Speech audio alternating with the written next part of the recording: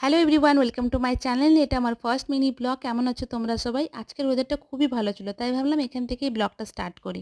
আর দেখো কি সুন্দর ফুল ফুটেছে, এখানে কাঁকরোলও ধরেছে গাছে। অ্যাবিকে নিয়ে প্রতিদিন সকালবেলা এখানে বসি। ও সকালবেলা গাছপালা দেখতে খুবই ভালোবাসে, যেটা ওর জন্য খুব ভালো। তারপরে চলে গেলাম রান্নাঘরে, মা বানাচ্ছিল লুচি। মাকে একটু হেল্প করে দিলাম, ওই লুচি ফ্রাই করে দিলাম।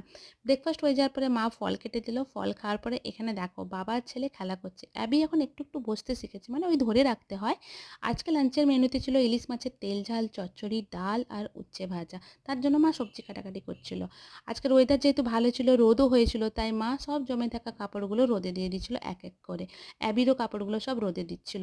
তারপরে আমিও অনেকগুলো জমেছিল কাপড়, ওগুলো ক্লিন করলাম। ক্লিন করার পরে আমি চলে গেলাম স্নানে। স্নান করে আসার পরে মা লাঞ্চের জন্য ডাকলো। আর লাঞ্চে কী মেনুতে কী হয়েছে সেটা তো তোমাদের আগেই বলে দিয়েছি। তো আজকের ব্লগটা এখানেই এন্ড করি। আবার দেখা হচ্ছে নতুন একটা ব্লগে। ততক্ষণ ভালো থেকো।